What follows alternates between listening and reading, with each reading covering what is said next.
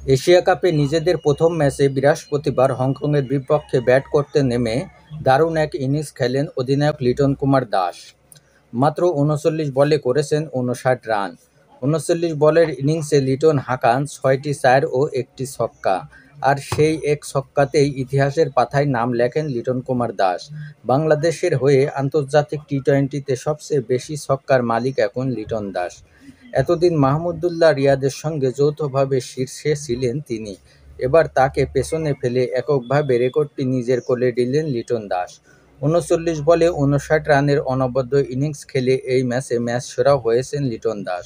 বাংলাদেশের হয়ে আন্তর্জাতিক টি-২০তে সবচেয়ে বেশি ছক্কা হাঁকানো ৫ জন ব্যাটার হলেন অধিনায়ক লিটন কুমার দাস। ১০৯ ম্যাচে ৭৮টি ছক্কা হাঁকান তিনি।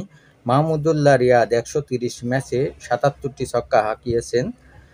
৩ নম্বরে আছেন সৌম্য সরকার, ৮৬ ম্যাচে ৫৫টি ছক্কা তার। ৪ নম্বরে ১২৭ ম্যাচে ৫৩টি ছক্কা হাঁকানো সাবেক বিশ্বসেরা অলরাউন্ডার সাকিব আল হাসান। এবং ৫ নম্বরে আছেন সাবেক ওপেনার তামিম ইকবাল খান, যিনি ৭৮ ম্যাচে ছক্কা হাঁকিয়েছেন ৪৪টি।